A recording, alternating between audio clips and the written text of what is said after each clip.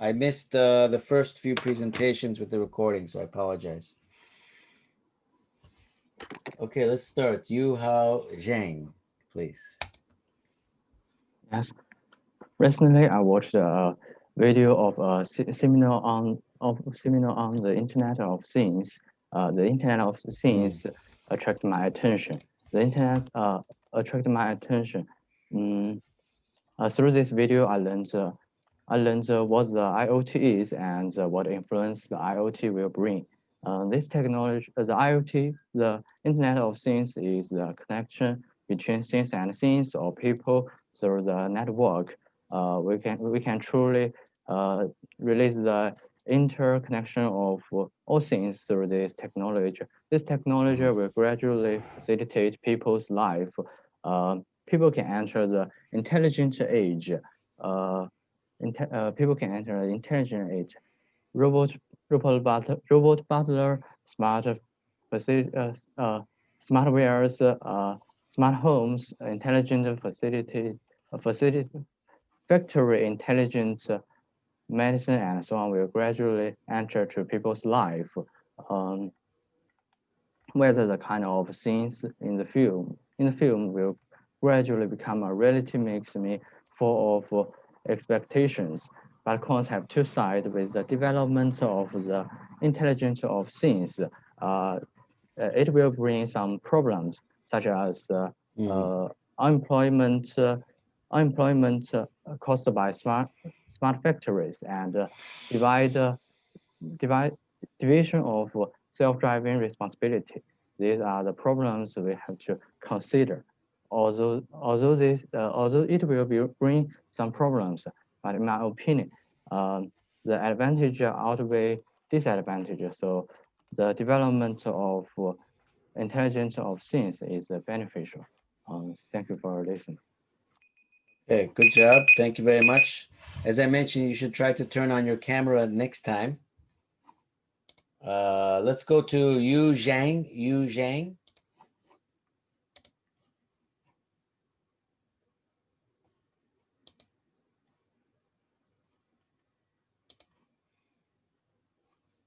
Okay, we're Can you starting. hear me, Professor? Yeah. Okay. Good morning, everyone. Recently, I watched a webinar.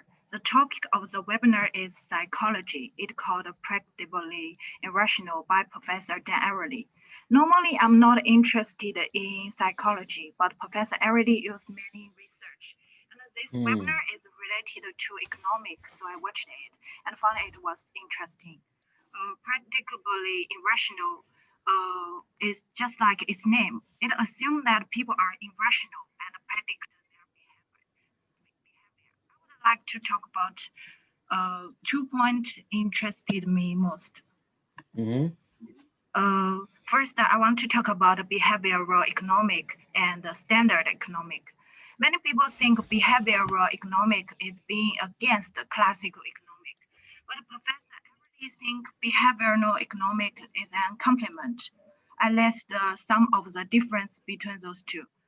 Standard economic is great, but it's too rational. Not all men are Superman. They might be Homer Simpson. When it comes to policy, people need a behavioral economic help them to make decision. Second, I want to talk about is we live in two worlds: social world where we live our own life, and financial world where we make money.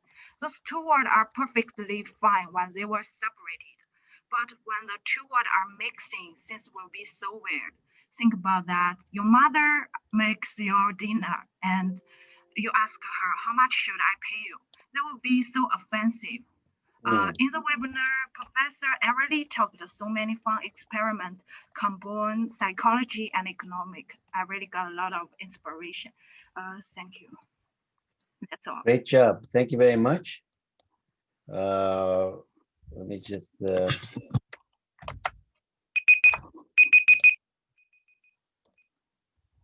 Okay, good job.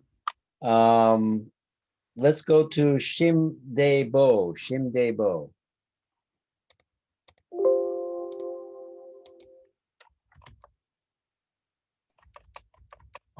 Can you hear me? Yes. I would like to talk about food technology and food itself. The seminar that I watched was about food technology from the past to future. From the cans that were developed to preserve food to the food coatings we use now that enables decades of expiration date. Food Mhm. and technology are intertwined with each other and they have developed together over the history. So food technology has developed in a way that it benefits humans. However, as humans continue to live on this planet, we cannot neglect the consequences of our consumption of food. Resources are getting scarcer and the food waste that we cause is harmful to the environment. So this seminar suggests that we should tilt the development of food technology so that we can create a more sustainable resource such as plant-based meat and a healthier method to get rid of waste. I Mm. became interested in this because I thought I was not giving enough interest to food despite the significance of it. I eat 2 meals a day just because I have to, and I think Mhm. that food and human have coexisted with each other forever. And it can be said that food shares every aspect of human life, whether it be technology, culture, history, and many more. For instance, we can know the culture of a country through whether they use chopsticks or not, or whether the main meal is rice or bread. Also, I was interested in food innovation as well. When we think of innovation, we tend to think about science or technology, but not relate this to food. However, when we compare the past to the present, we couldn't imagine that we could uh, eat a full meal just by heating 3 minutes on the microwave, or we couldn't think that food could be delivered right in front of the door. So I thought maybe the biggest innovations maybe could be food innovations that bring about changes to human lifestyle and daily life. And that's it. Okay, good job. Food technology. So let's go to Yewan Kong. Yewan Kong, Yep, sure. there you are. Good. Let's start. Yeah. Okay, let's start. Good. So that wasn't me. But that wasn't you. Okay. Yeah, someone else. Yewan Kong. Kong Yewan. Okay, let's Yeah, that is my reset. name, but someone else just share the screen. Oh, okay. Let's go with Yewan Kong. Let's start. Okay. Hello everyone. Today I'm going to talk about AI and CES 2021. So I took a webinar about AI applications present and the future. Mm-hmm. I don't have any interest in IT area, so I have no idea how fast this area was developing, like growing really fast. Because of COVID-19 right now these days, people are referring non-face-to-face and using lots of delivery service and so a lot of mobility fields are getting important to people. Mm. So as AI, so AI startups business are coming up. So what I found interesting was AI is also being used for healthcare products. As you can see, the Japanese products, the first 1 minute. okay, Ainene and Algo Care. Ainene is for baby carrying, and Algo Care is for provides a service that customizes nutritional supplements for family members in real time. Mm. And also, these are the AI services in near future that we can see, which is autonomous driving and AI with agriculture and AI with medicine. Okay, thank you for your attention. Okay. As I mentioned to some other people, I think it's important to try to get some implications, not just summarize the webinar. Why was it interesting? Do you have some new idea that could come out of it? Because this is about curiosity. I think the first step to curiosity is obviously watching the webinar and going outside your comfort zone. But the second step is to think about it and try to come up with something different, some implication that the speaker did not talk about. In other words, intersecting or converging between your thinking or your knowledge and what the speaker said. So I don't want to see so much just telling me what the speaker said and summarizing, which is fine, but that's not the purpose really of this exercise. So thank you very much. Let's go to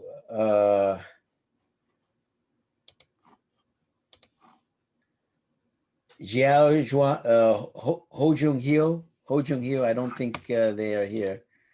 Ho Jung Hyo. Let's go to Xiao Juan Li. Li Xiao Juan. Yes, good morning. Good morning. Okay, my presentation is not about science, medical, or technology, but on a larger scale. Okay. I didn't much care about history before.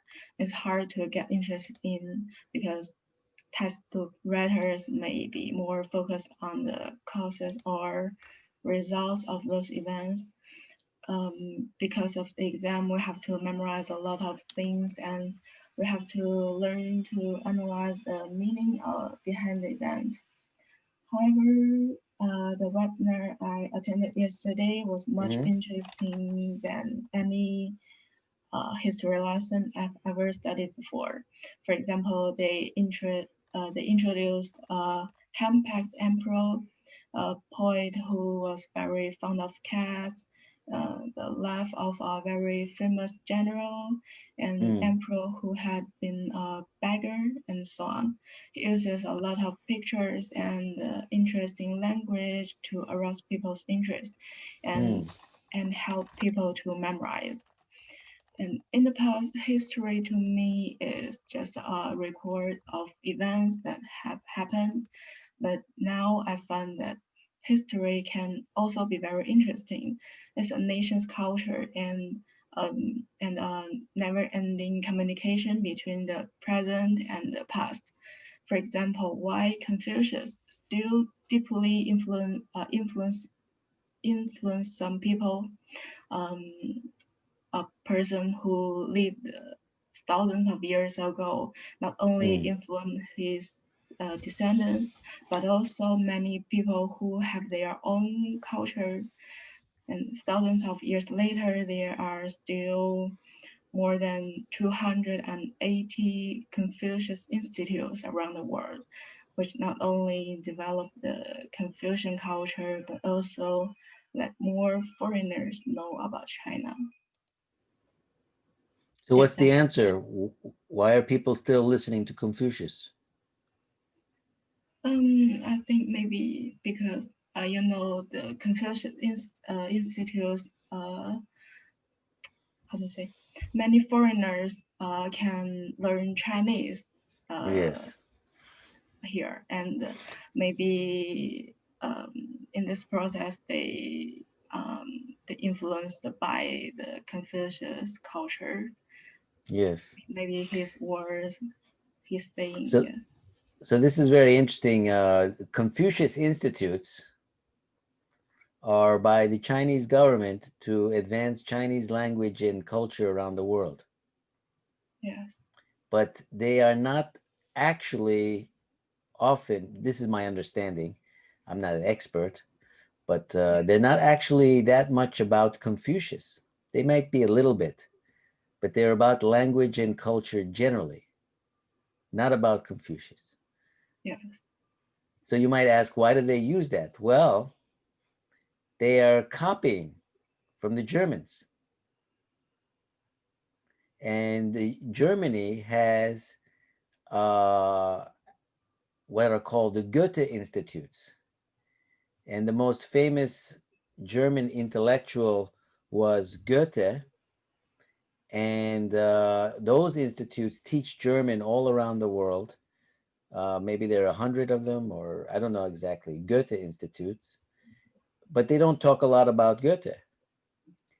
And so Chinese government wanted to have some institutes and have a name. And of course, Confucius is very important, but they didn't say, okay, we're going to make these institutes to teach about Confucius, just like Germans didn't do Goethe Institute to teach about Goethe. They might have one class, two classes, but in general, it's just about language. So it's a very interesting concept how if you want to set up something, you might use a name that gives a feeling, but not necessarily that's the reason for it. So that's my interpretation. I think it's very interesting. I'm glad you found this about history. What I also thought about interesting about your talk is language and pictures arousing interest and making it interesting. It's not just a bunch of facts. Some of you may have noticed how I interact in this with your presentations. Generally, if you're reading from something and I'm trying to listen, but it's somehow not engaging me as much. If you're just talking like Xiao Zhuan Li did and more relaxed and so forth, then I'm much more engaged. You might have noticed that. It doesn't mean I'm punishing the people who are reading, but it's just humanly, it's not so easy to just listen to someone reading from a piece of paper or from a screen. And so when you said, oh, they use language and pictures to arouse interest, and you thought it was very interesting, this is a very important lesson. If you want people to listen to you, you know, it's my job to listen to you. That's as a professor, right? I'm not just talking about you. I'm talking about everybody in the class. My job to listen to you. But if you make it hard for me and not interesting, that's not so good. And so in your future careers, you want to be thinking about how you can use language, how can you use movement, how you can use pictures, how to keep people interested. So I told you I teach this mini MD next week for 3 to 4 hours a day, and people are listening. But can you imagine if I did that just reading? That would be terrible. You know, so language, pictures, movements, all this is very important. That's a big lesson from that webinar, I think. So thank you very much. Let's go to Kojiakbar Shamuradov. Yes, Professor. Can you hear me? Yes, we're starting now. Okay. Please wait. Let me share the screen. 1 second.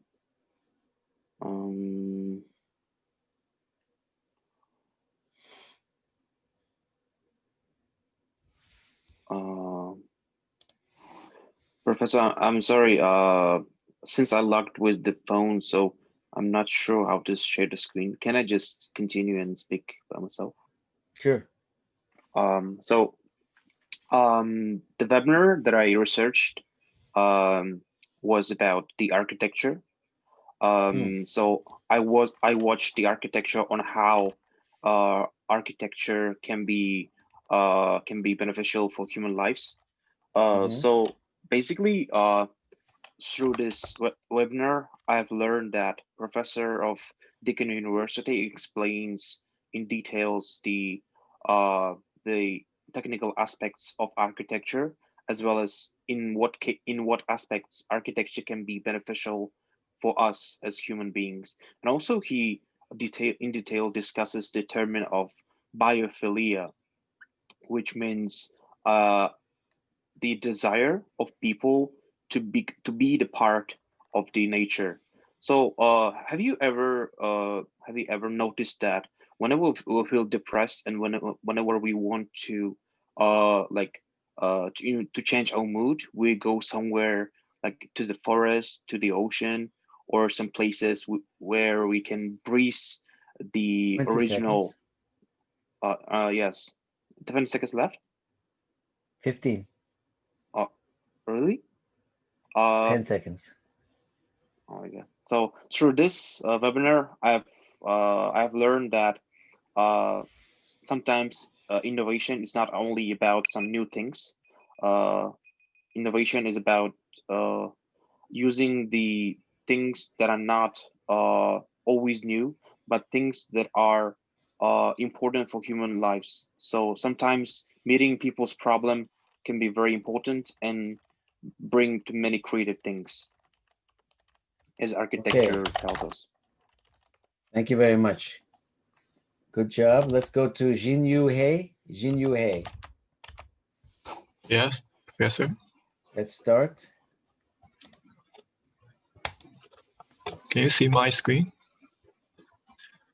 Yes. Yeah, yes. I watched a webinar about the new energy vehicles. As you know, this is a very hot topic today. And Tesla as the most famous new energy vehicles today. Thanks to their advanced control systems and delicate appearance, it got a lot of fans around the world. And this is Elon Musk, the CEO of Tesla. I'm really lucky. And I have introduced some Chinese made new energy vehicles. The left one is BYD Han Dynasty, and the middle one is new ES8, and the right one is Li One as the large family use SUV. It's really beautiful. And new energy vehicle key construction is coming up three key construction: the battery and electricity driver and electrical control. All of three are very important parts of the new energy vehicles. So what most important is the battery. Into the current market, we have two types of battery. CITL's battery is a Chinese company, and LG Chemistry is the Korean company. CITL's company, the battery is much cheaper and durable, but the disadvantage is it will continuation of journey will reduce 20 seconds. apparently in winter, and LG Chemistry is more powerful. So I have a curious about which one would choose safer or more powerful in the new energy vehicles. Is this a question for the future? Thank you. Thank you for your listening. Okay, good job. I think you spent a little bit too much time on sort of talking about it instead of the implications. It was at the very end, but otherwise very good. Thank you. Thank you. Let's go to Yingyu Cao. Cao Yingyu. Or is it Zhao or Cao? Cao Yingyu. Yes, Professor. Did I pronounce correctly? Can you please Yeah. repeat your name? It's me. I will share my screen. What's your name? How do you say it, please? My name is Cao Yingqiu. Oh, Zhao Yingyu. Okay. Yeah. Okay, please start. I want to share my screen, but someone not stop. Jinyu He, can you stop sharing the screen?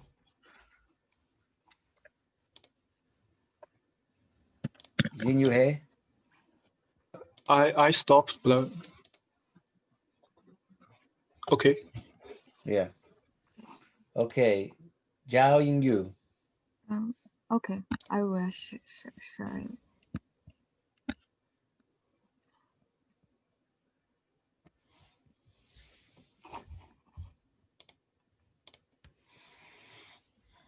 No.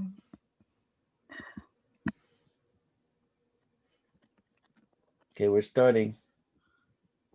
No, this is not my PowerPoint. Yes, this is mine.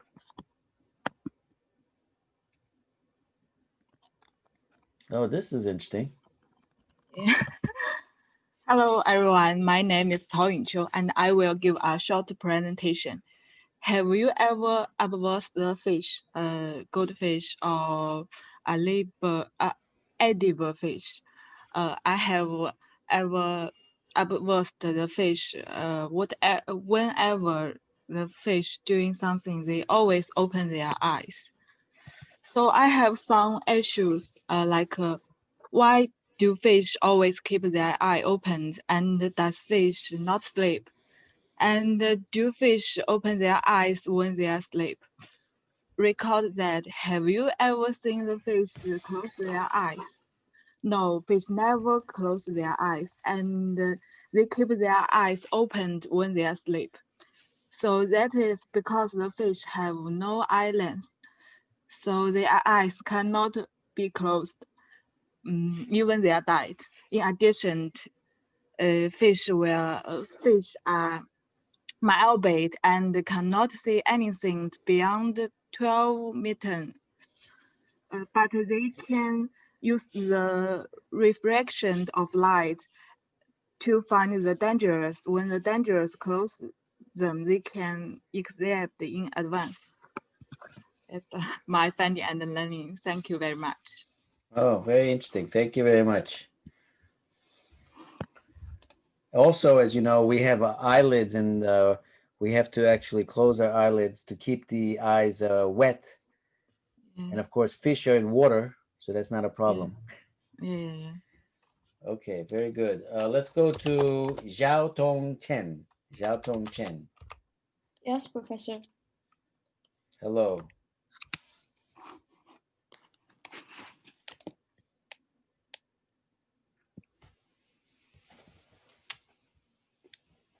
Can you see my Zhao Tong screen? Chen. Yes. Let's start.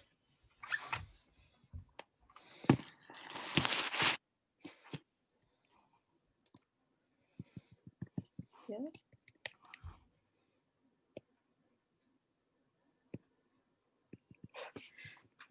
Today, I want to show you my journey of learning the supply chain.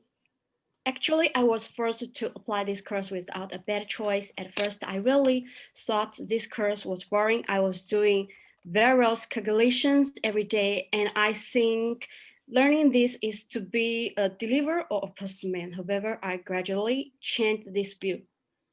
In the class, the professor gave me an ample example of Apple and concluded that Apple's success actually be attributed to 2 points. One is the revolution and innovative product, and the other is excellent supply chain management.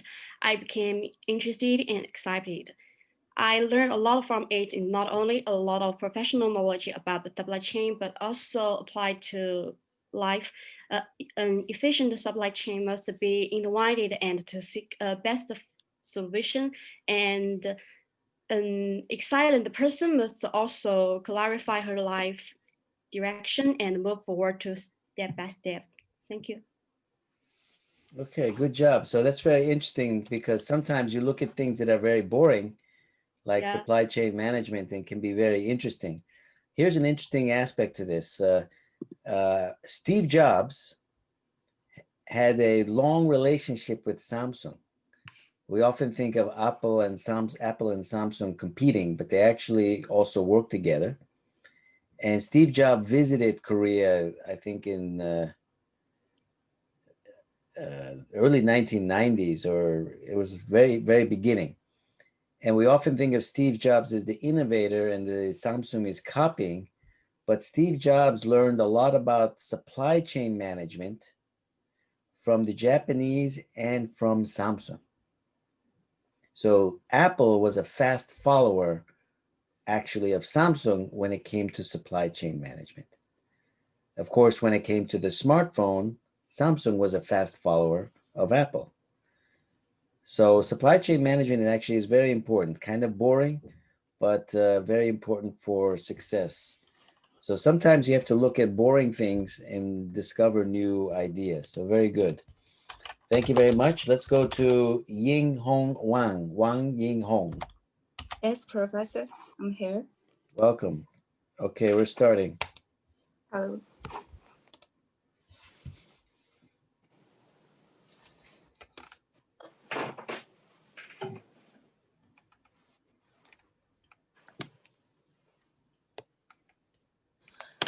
That is an interesting phenomenon. I don't know if you have noticed it. When the clock on the wall stops moving when the battery is exhausted, its second hand often stops at 9 position on there. Maybe most people think that when the battery is exhausted, the second will just stay on there.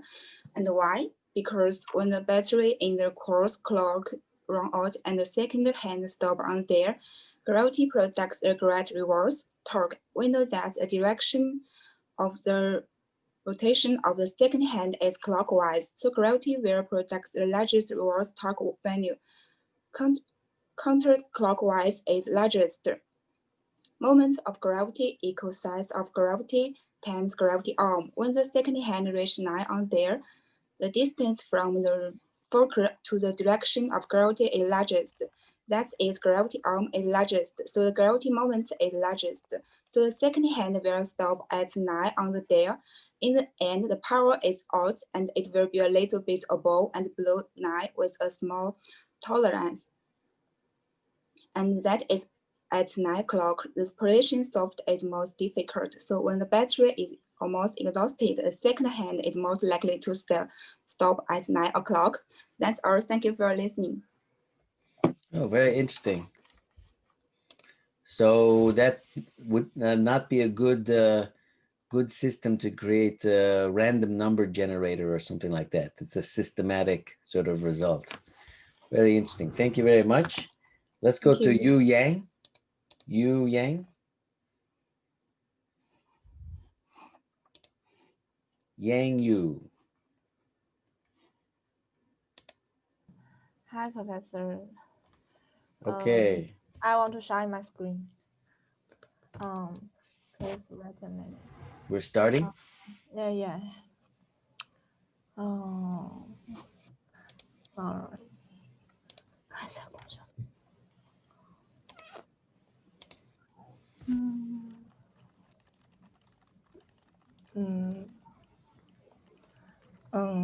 Can you see my screen? No, I just I don't see a screen yet. Yeah. Oh, okay.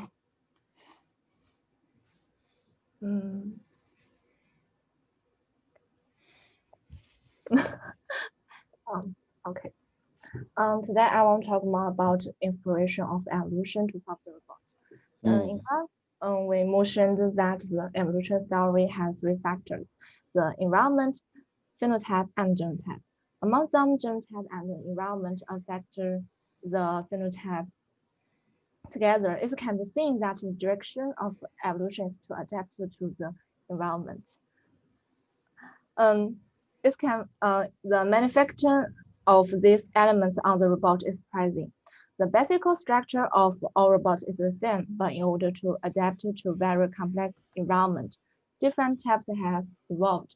The design inspiration of software robots imitated the internal structure of living organisms, such as earthworm and jellyfish.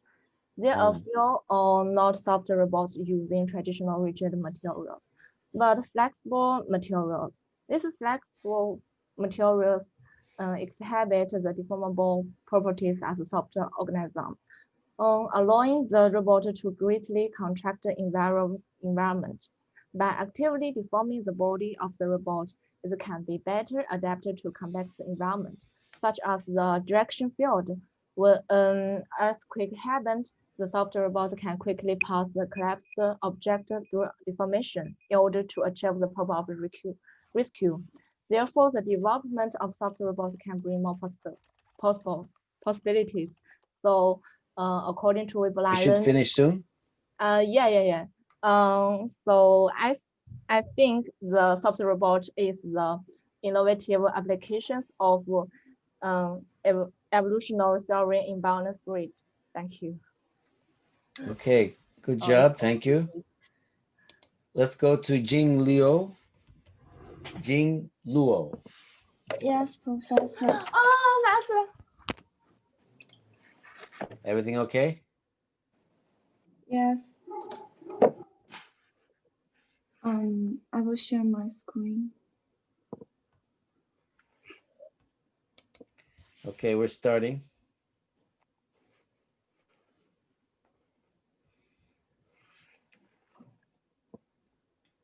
Can you see my screen? Yes. Okay. Hello everyone. I want to share a computer programming language. It's called Python. I always think that computer language is a very magical thing, and after watch some webinar and some professional people, I found that Python is very useful. Firstly, Python was designed by the Netherlands Mathematical and Computer Science Research Society in 1990. It provides efficient high-level data structure and make object-oriented programming simple and efficient. And secondly, Python syntax and dynamic typing.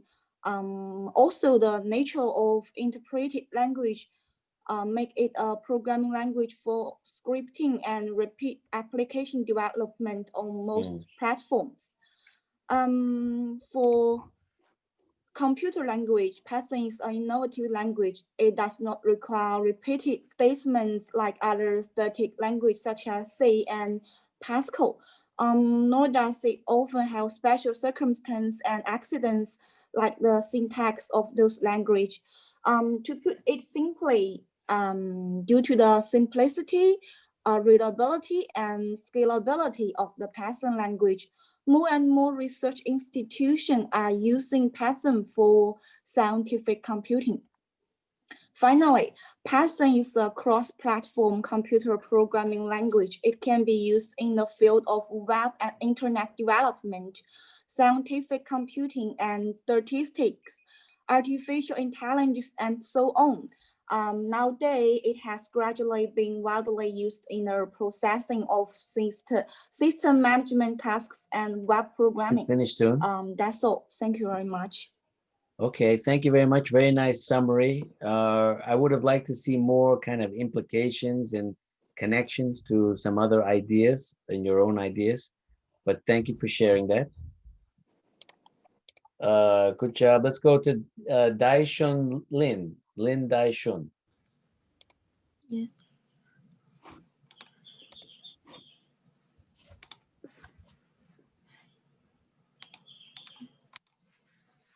Okay, let's start. Hello everyone.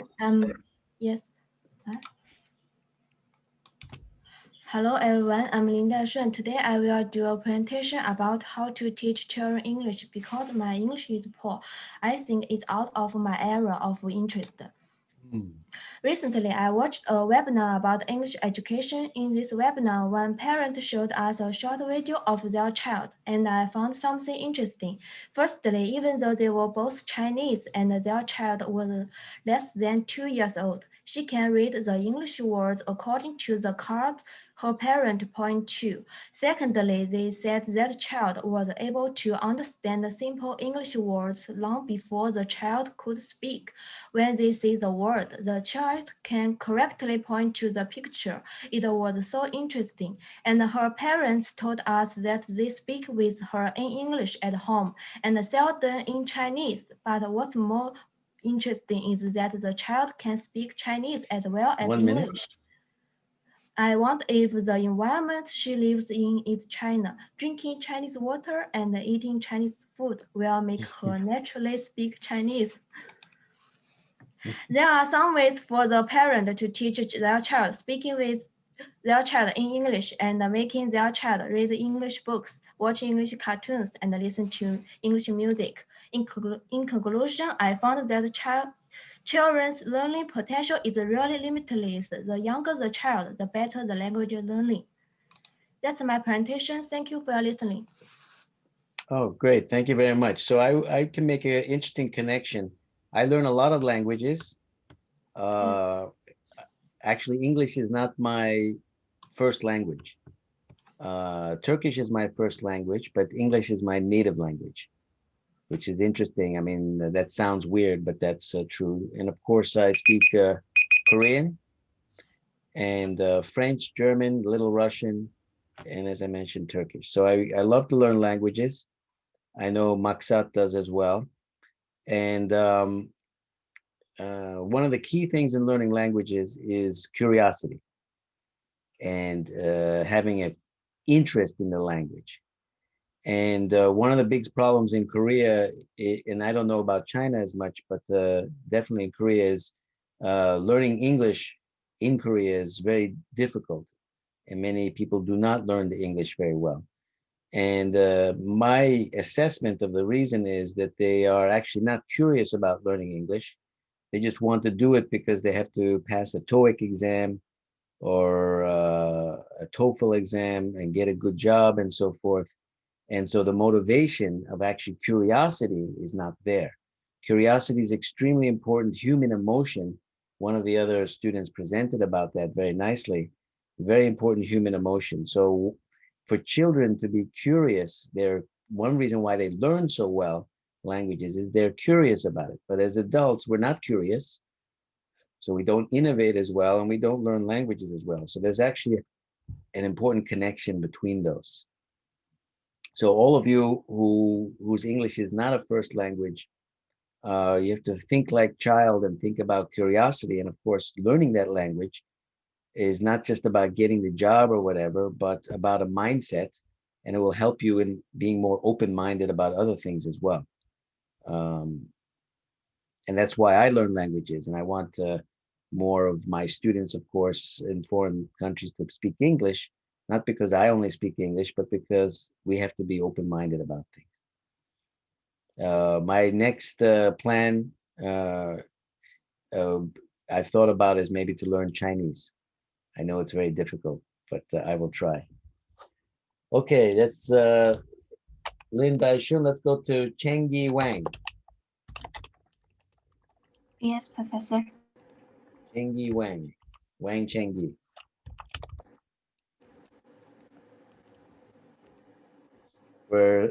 Get ready, let's go. Good. Can you see my screen? Yes. Okay, I will start. The part outside my interest is ancient Chinese military. So what I learned this time is armor that plays an important role in the cold weapon war. Armor is pronounced 甲胄 in China. It is composed of the armor worn on the body and the helmet worn on the head. Its function is similar to the bulletproof clothing in modern warfare, which can protect the soldiers' bodies. I believe you have heard the 8 wonders of the world, and the terracotta warriors are one of them. Most of this statue is made of clear ware armor, which consists of many scaly square iron armor pieces. We generally call it fish scale armor. The armor of this period has evolved from original leather armor to iron armor.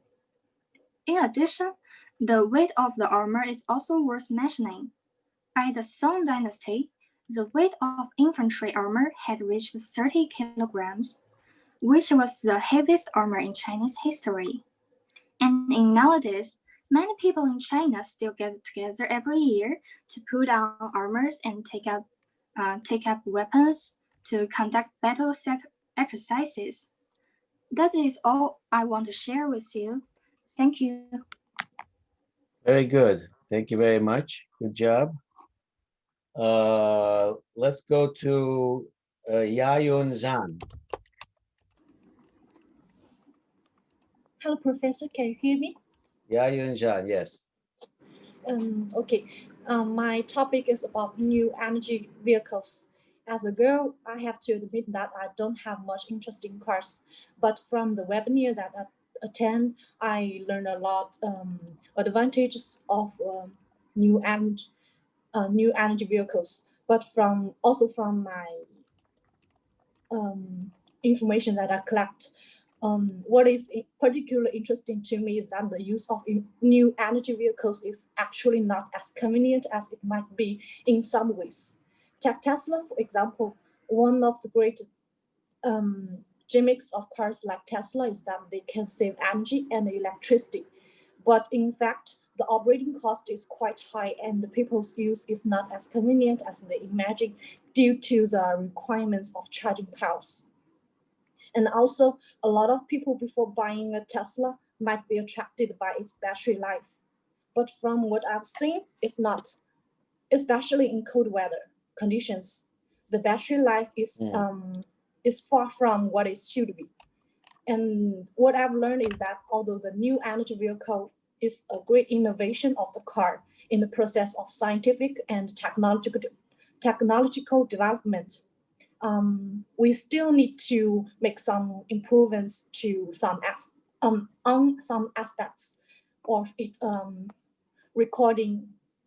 according to the actual situation. That's all. Thank you. Okay, thank you very much. I have one word of advice. Can you turn on your camera again?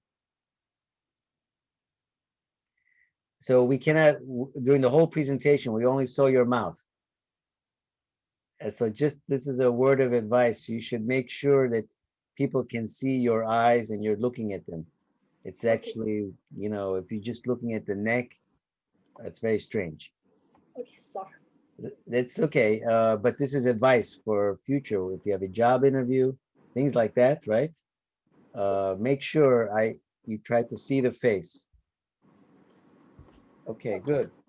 Let's go to Ortikov. Ortikov.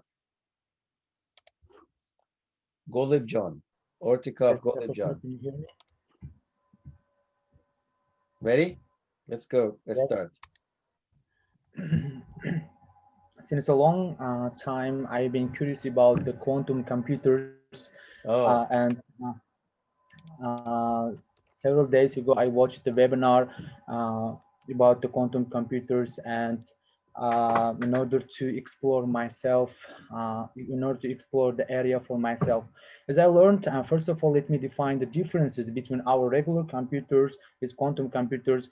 As regular computers are binary, they use bits to process information. When it comes to quantum computers, information is processed while using qubits. These are similar to bits, but they can be ones and zeros at the same time. For example, when a regular computer is used to solve some kind of problems, it has to go one by one all the possible answers. But the quantum computer can filter 1 billion answers at once and find correct answer in just a seconds. What I found interesting about quantum computers are their benefits. For example, they would be a game changer in the field of cryptography, mainly because of their ability to make better security protocols by generating random numbers. And chance for breaking the system would be almost zero, and you don't have to worry about using different passwords to different websites. Also, being able to calculate and process so much data, so much faster would help humanity to find new drugs to treat disease. If they were working in the quantum computer, the cure and vaccines to the coronavirus may have been invented so much faster, and it would be very efficient and have saved many people's life. Also, quantum computers would be allow innovation to evolve very faster and accurate. These are the sides that fascinates me a lot. It's said that NASA and Google have already made the version of quantum computers, but they're not able to perfect it yet. We hope they will find the way before the somebody who has ulterior motives, because they may harm the people and the world. Thank you. very good. Thank you very much. That was very interesting. Um, so I mentioned that I'm teaching this course in the March about science and art. And it's based on my book called Waves, which is about a technology, and there's both good and evil applications. So there's a lot of action and literature and all that around it. I think what you mentioned about quantum computers can have the good and the bad, and there's a race. Is very similar to kind of the action or the story in my book.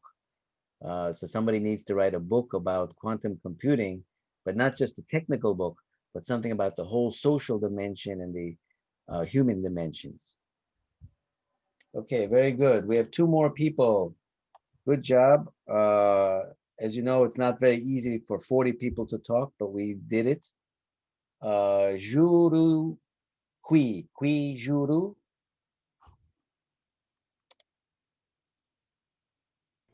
Yes, Professor, can you hear me? Yes. Okay. Let's start. Yes. So today my topic is, can we copy the gene from elephants? So first I want to thank Professor gives the opportunity to discover myself for sure. I even don't know what I would really like to do in this materialistic society. But because of this topic, I will not talk about money, reputation, or something what I was thinking before. So as a human being, I do really want to make contributions to this world and appreciate I can be here. In a person's life, the possibility of one to get a cancer is over 20%, but the probability of an elephant getting cancer is in an extremely low rate.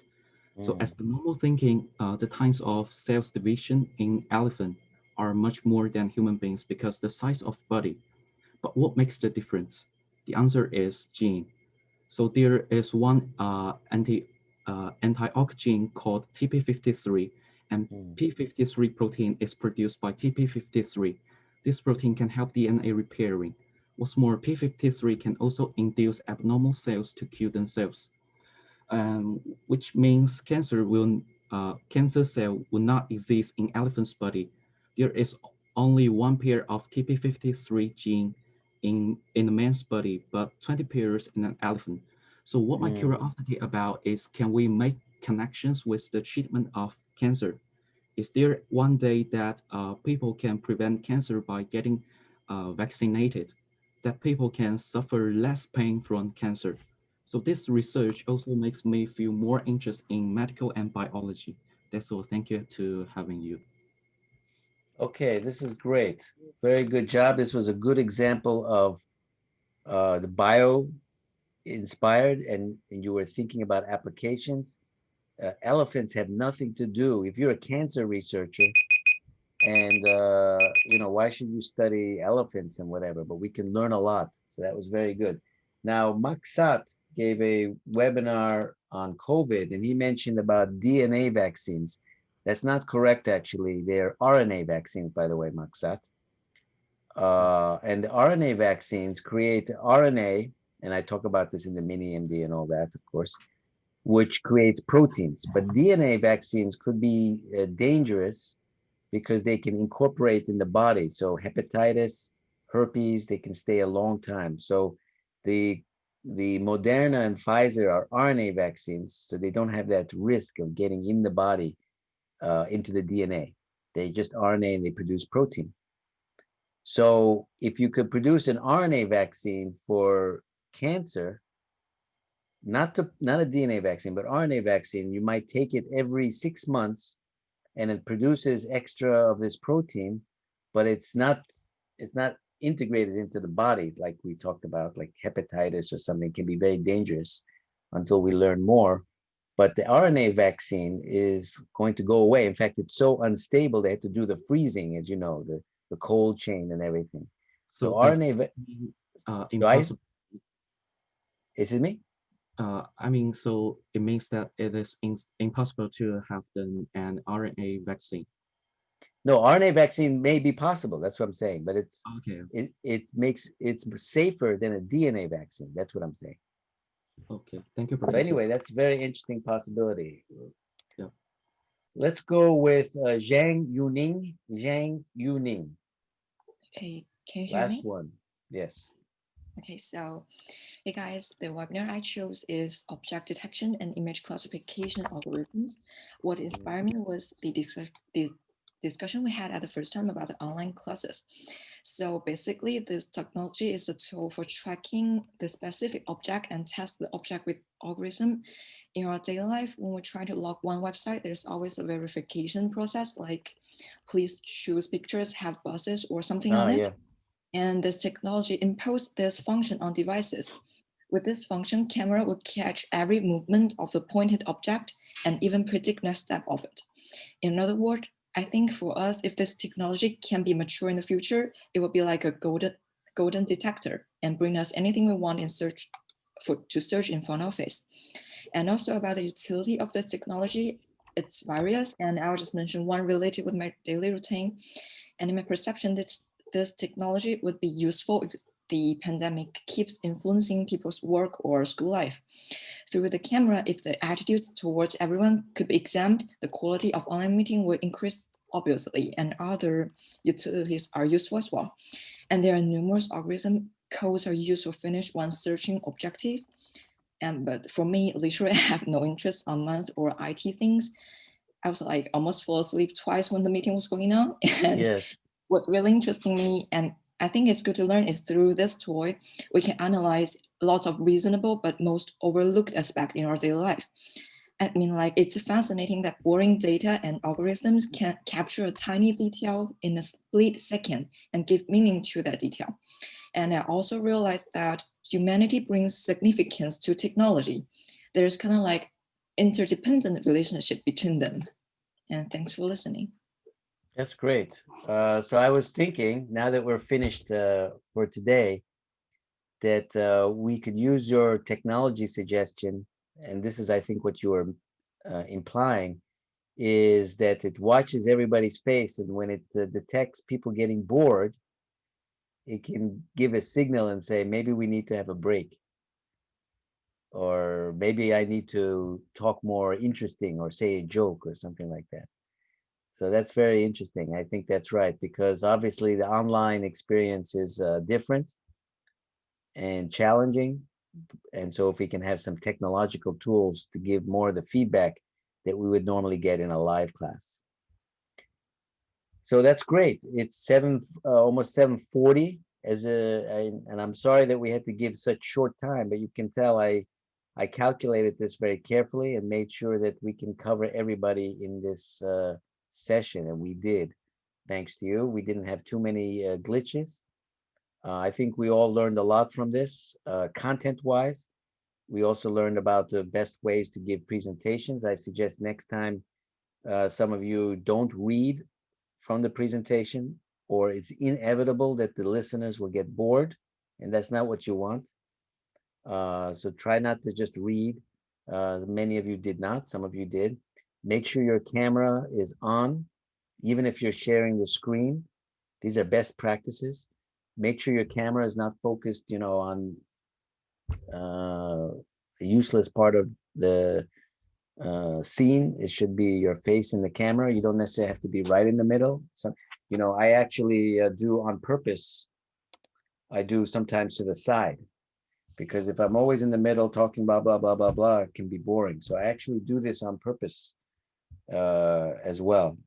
And let's improve for the next time. Many of you did very well, and I'm actually very impressed, but let's get even better for next Friday when we do the observation assignment. And I've already posted the assignment. You can hand it in anytime, and next Friday we're going to do the observation. I'm also pleased to tell you that next week we will have some guest lectures by entrepreneurs. One of them on Thursday will be an entrepreneur who was a former Solbridge professor and who has opened one of the best Italian restaurants in Korea, in Seoul. And you might say, well, restaurant is not so innovative and whatever, it's not like high tech, but he has some very innovative approaches. So innovation is not just about fancy gadgets or IT or whatever, AI, but innovation is in many ways. And so that's a very interesting presentation. And I suspect most of you, like restaurants, but probably not interested in the restaurant business. But seeing innovation at work in the restaurant business will give you some very good insights. That will be on Thursday. His name is Giovanni Tamburini, former professor at Solbridge. We might have one or two other guest lectures next week as well. Obviously, we'll be going through my lectures as well, but we're going to have some very important and interesting contributors.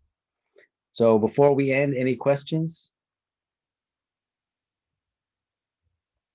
Any comments? Sorry. We had yes.